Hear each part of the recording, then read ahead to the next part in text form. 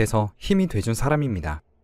처음에는 주변의 시선도 신경 쓰이고 갑자기 죽게 된 전 남편에게 미안한 마음도 들어 밀어내려 했지만 당장에 살림만 하던 저에게 생활비 문제도 있었고 그때 당시 딸이 초등학교에 막 들어갈 시기였기에 아이에게 아빠가 없는 것도 신경이 쓰여 결국 지금 남편의 3년의 구애 끝에 받아들이고 결혼을 하게 되었습니다.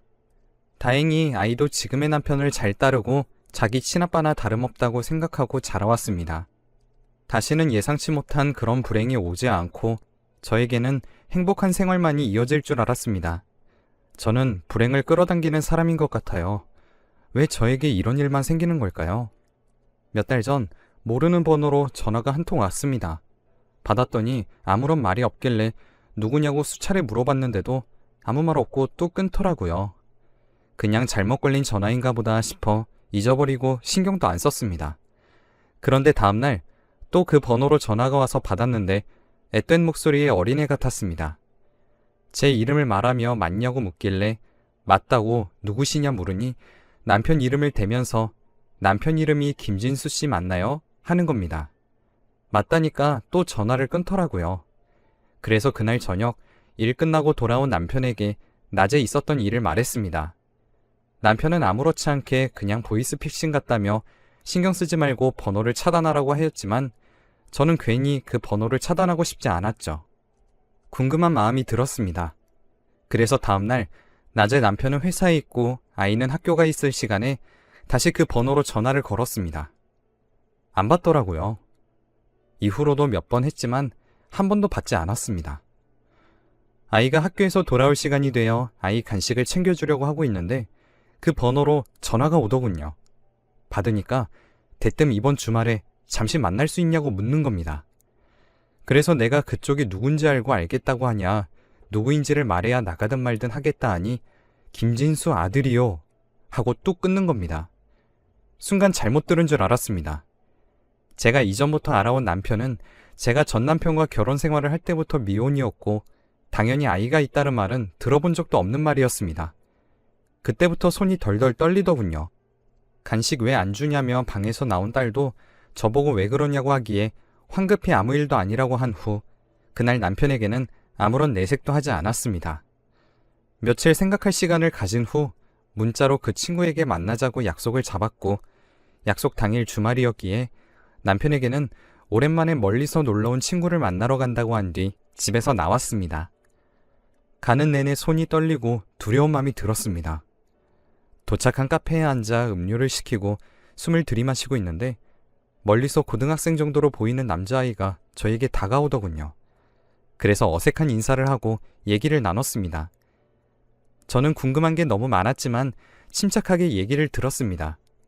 먼저 김진수의 아들이라는 게 무슨 소리냐 하니 말 그대로 저와 결혼하기 전에 낳은 자식이 자신이라고 하더라고요. 저와 결혼 전 다른 여자와 결혼했었던 사실을 제가 그동안 모를 리 없었기에 진수 씨는 결혼한 적이 없다고 했더니 혼인신고만 안 했을 뿐 사실혼 관계의 여자가 있었고 그게 자기 엄마라는 겁니다. 그래서 진수 씨가 나와 결혼하고 새 가정을 차릴 동안에 그 여성분은 어디서 뭘 하고 있었냐니까 자기가 중학생 때 사고를 당해 하반신 마비가 와 병원에 몇 년째 입원 중이라 하더라고요. 의사소통도 거의 안 되고 정신이 왔다 갔다 하는 상태이고 아빠가 일이 있어 길면 몇 년간 지방에 출장을 간다 해놓고 저와 결혼을 해 새로운 살림을 차린 거였죠.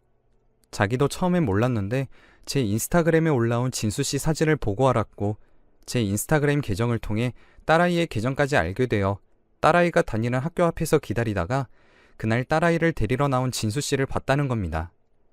저는 이 모든 얘기가 믿을 수 없었고 지금껏 전 남편이 사망한 이후 3년간 저에게 그렇게 지극정성으로 구애를 했던 모습과 결혼 이후 자기 아이도 아닌 자기 친구의 아이를 친자식처럼 챙기며 보여왔던 가정적인 모습이 전부 거짓이라는 것이 도저히 믿기지가 않았습니다.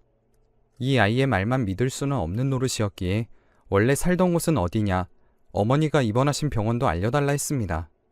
들어보니 저희 동네와 그다지 멀지 않은 동네였고 심지어 버스 한 번만 타면 바로 갈 수 있는 옆 동네였습니다. 그리고 그 아이에게 그래서 나를 찾아서 연락하고 만나고 싶다고 한 이유가 뭐냐니까 몇 달 전부터 진수씨가 꼬박꼬박 보내오던 엄마의 병원비를 뚝 끊어버려 더 이상 치료비를 감당할 수 없었고 연락도 안 돼서 답답한 마음에 이리저리 찾다 발견하게 되어 연락을 한 것이라고 했습니다. 그 자리에서 그 아이에게 현금 20만 원을 쥐어주며 알겠다고 한 후 조만간 너 사는 동네로 갈 테니 그때 어머니 병원도 같이 들르고 얘기하자 라고 한 뒤 저는 집으로 돌아왔습니다. 친구 만난다더니 왜 이렇게 일찍 왔냐는 남편의 말을 뒤로 한 채 저는 아무 말 없이 방으로 들어왔습니다. 곧장 남편이 따라 들어와 친구랑 무슨 일이 있었던 거냐며 절 걱정해 주더군요. 평소 섬세하고 다정한 남편의 모든 행동이 다 거짓으로 보였고 절 속였다는 배신감에 눈물만 흘렀습니다. 갑자기 울음을 터뜨리는 저를 본 남편은 화들짝 놀라며 더 이상 아무 말도 묻지 않고 기다리겠다며 얘기하고 싶을 때 얘기해달라며 절 달래주고는 조용히 밖으로 나갔습니다. 평소 같으면 이런 배려도 다정하고 섬세하다고 느꼈을 텐데 그때는 다르게 느껴졌어요. 저는 그렇게 한참을 울다 잠에 들었고 다음 주 평일이 되었을 때 그 친구와 다시 만나기로 약속을 잡고 옆 동네로 갔습니다. 버스에서 내리니 그 아이가 절 기다리고 있더라고요. 학교는 어떻게 하고 평일 낮 시간에 만날 수 있는 거냐 하니 학교에서 엄마 병간호를 하는 자기의 사정을 봐줘서 일주일에 한 번은 이렇게 조퇴를 하고 엄마 병원을 찾아간다고 했습니다. 병원으로 가는 길에 그 아이는 제 남편과 사실혼 관계였다는 여자와 제 남편이 절 만나기 전 어떻게 살았는지를 알려주는 듯한 여러 장의 사진을 보여줬고 그 사진 속에는 지금 저에게 보여주는 표정과 같은 다정하고 온화한 표정으로 그 여자를 바라보는 남편의 모습이 고스란히 찍혀 있었습니다. 병원에 도착해 멀리서 아이가 그 여자의 휠체어를 끌고 나타났습니다. 창백한 얼굴을 한 그녀는 머리가 산발해 의사소통이 안 되는 상태였고 저는 더 이상의 확인은 불가능하다는 생각이 들어 아이에게 앞으로 치료는 얼마나 더 해야 하냐고 물었어요. 재활치료를 해야 하고 재활치료에는 환자 본인의 의지가 가장 중요한데 의사소통이 안 되는 상황이니 일단은 먼저 정신과 치료부터 받고 있다고 했습니다. 재활치료는 환자 개개인에 따라 치료기간이 달라 확실한 치료기간은 모른다고 답했습니다. 그 여자는 계속 진수하며 진수씨의 이름을 불렀고 진수씨가 병원에 와주기를 바라는 것 같았습니다. 집으로 돌아온 저는 남편에게 이 사실을 어떻게 말해야 할지 고민이 되었습니다. 하루아침에 사랑했던 여자를 버리고 저에게 달려온 남자라는 사실이 절 무섭게 했고 쉽사리 말할 문제가 아니라는 생각에 도무지 입이 떨어지지 않았습니다. 그래서 일단은 남편이 도대체 진정으로 어떤 사람인지에 대해 알아보기 위해 평소와 같이 행동하면서도 그때부터 남편의 행동 하나하나를 의심하고 관찰하기 시작했습니다. 매일 집에서 살림하고 애 뒷바라지밖에 할 줄 모르는 제가 남편의 뒤를 밟고 조사하는 건 현실적으로 힘들었기에 심부름센터를 찾아가 남편의 뒷조사를 부탁했습니다. 더 이상 놀랄 일도 없다고 생각한 저는 또 한 번 충격에 빠지고 말았습니다. 남편은 저와 그 여자 말고도 만나는 여자가 또 있다는 사실을 알게 된 것입니다. 저에게 회사 야근이 있다고 한 날 사실은 다른 여자를 만나 숙박업소에 드나드는 사진이 버젓이 있었고 그 상태로 집으로 들어와 자는 남편의 행동에 더 이상의 인내심과 참을성은 생기지 않았죠. 어떻게 사람이 이렇게 이중적으로 살 수 있는지 놀라울 지경에 이르렀습니다. 당장 이혼해야 한다고 생각했지만 당장 제가 혼자서 아이를 키우며 살아갈 수 있을지 걱정이 되었습니다.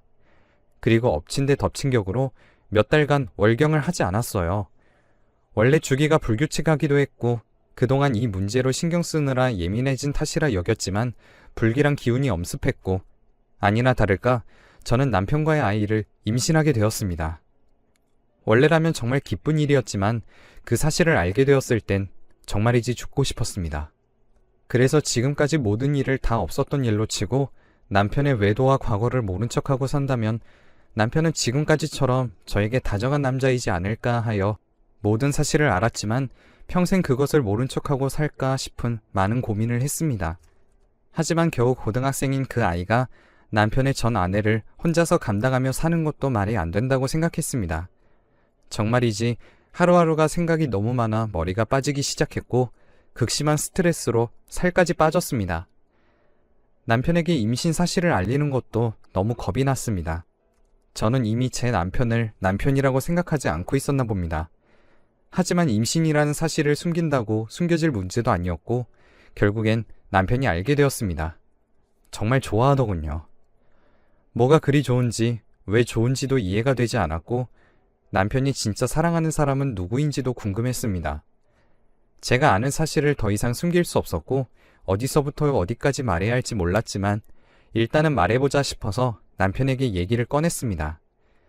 당신, 혹시 저번에 내가 모르는 번호로 전화와서 김진수 씨가 남편이라고 물었다던 전화 기억나? 그 얘긴 갑자기 왜? 내가 그때 신경 쓰지 말고 차단하라고 했잖아. 남편의 말이 왜인지 모르게 차갑게 들렸습니다. 아니, 사실 그 번호로 연락이 또 와서 당사자랑 만났고 당신 과거에 대한 얘기 듣고 왔어. 뭐? 남편의 얼굴이 급속도로 일그러졌고 누굴 만났다고? 하며 한 번도 본 적 없는 차가운 표정으로 절 내려다봤습니다. 무서웠습니다. 하지만 설마 이 남자가 날 죽이기야 하겠나? 게다가 이건 내가 화낼 일인데 저 남자가 왜 지금 나한테 화를 내나? 하는 마음이 들어 저도 냉정하고 차가운 목소리로 말했습니다. 당신 아들 만나고 왔다고. 그리고 전 아내도 보고 왔어. 남편은 제가 그렇게 무표정으로 세게 말하는 모습을 보고는 약간 당황했는지 갑자기 말을 더듬으며 자기가 다 설명하겠다고 했습니다. 자기는 결단코 그 여자랑 결혼을 했던 것이 아니라고요. 혼인신고만 안 했지 고등학생이나 된 아들도 있고 동거하며 사실혼관계로 살았으면서 혼인신고만 안 했으면 결혼을 안 한 거냐 하니 동거는 안 했답니다. 아주 젊었을 때 딱 한 번의 실수로 아이가 생겨났고 그 아이 때문에 여자가 자기에게 돈을 내놓으라고 지금껏 협박을 했다고 했습니다. 자기는 한 번도 그 여자를 사랑한 적이 없고 태어나서 죽을 때까지 자기가 사랑할 여자는 저밖에 없다고 울면서 말하더군요. 혼란스러웠습니다. 제가 만난 남편의 아들과 말과는 너무나 달랐고 그 아이가 보여준 사진들과도 상반되는 말을 남편이 하고 있었기 때문입니다. 남편은 그 모든 행동이 그 여자의 협박 때문에 어쩔 수 없이 한 행동이고 몇 달 전 그 여자가 교통사고가 나서 정신이 나가 그동안 병원비와 아들 생활비를 그동안의 정과 아들에 대한 죄책감과 책임감 때문에 보태준 것인데 그동안 그 여자가 협박을 해왔던 사실이 너무 고통스러운 기억으로 남아있어 최근에 그쪽으로 보내는 돈도 일절 끊어냈다고 하더라고요. 그 여자가 정신이 없어 더 이상 자기를 협박하지 못해 다행이라고 생각한다며 믿어달라고 하는 겁니다. 그래도 그 자식은 이제 고등학생밖에 안 됐고 아픈 엄마를 혼자서 어떻게 감당하며 살아가냐. 그 여자는 그렇다 쳐도 그 아이는 어쨌든 당신 아들인데 그렇게 나 몰라라 하고 연 끊는 게 있을 수 있는 일이냐 따지니 자기는 그 애도 진짜 자기 자식인지도 모르겠답니다. 그 여자가 찾아와 자기 애라고 해서 어린 시절 무서운 마음에 그 말을 있는 그대로 믿었고 그동안 그 아이에게 부족하지만 아빠 노릇을 한 거라고요. 친자 검사를 그 여자가 극구 반대해서 지금껏 하지 못한 것이라고 했습니다. 혼란스러웠습니다. 누구의 말을 믿어야 할지 그 여자는 더 이상 의사소통이 되지 않는 상태이기 때문에 사실 확인이 어려웠고 이 문제와 별개로 남편이 외도하고 있다는 사실 또한 알고 있었기에 남편에 대한 믿음이 생기지 않았지만 제가 혼란스러웠던 건 지금껏 이 남자가 제게 보여준 지극정성의 태도들이었습니다. 그건 정말 돈 주고 하려도 못할 진심 어린 행동이라고 느꼈거든요. 저는 그래서 일단 생각할 시간을 좀 달라고 한 뒤 임신도 했으니 스트레스 받고 싶지 않다며 당분간 친정에서 지내겠다고 했습니다. 제 딸아이도 함께요.